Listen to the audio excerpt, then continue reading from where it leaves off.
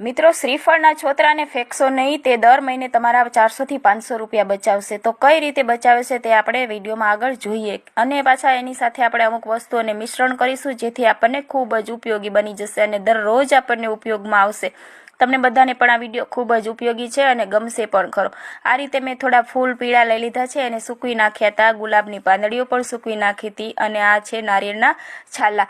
આપણે એને એની અંદર નાખી દેવાના છે. થોડાક લવિંગ નાખવાના છે, થોડાક કપૂર નાખવાના છે આ રીતે, અને આ છે તેજ પત્તા અને આ છે તમાલપત્ર.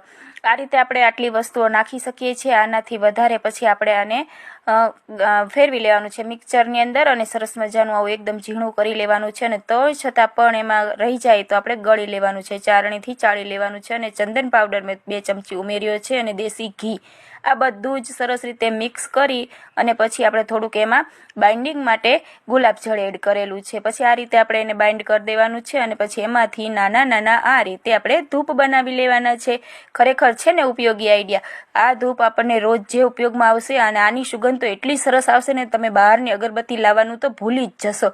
અને ખરેખર અગરબત્તીમાં જે વાંસ આવે છે એનો ઉપયોગ આપણે કરવો જ ન જોઈએ. વાંસની લાકડીનો ઉપયોગ આપણે ન કરવો જોઈએ. એની બદલે આવી પ્રાકૃતિક વસ્તુઓનો ઉપયોગ કરી અને આપણે સરસ વસ્તુ બનાવી શકીએ છીએ.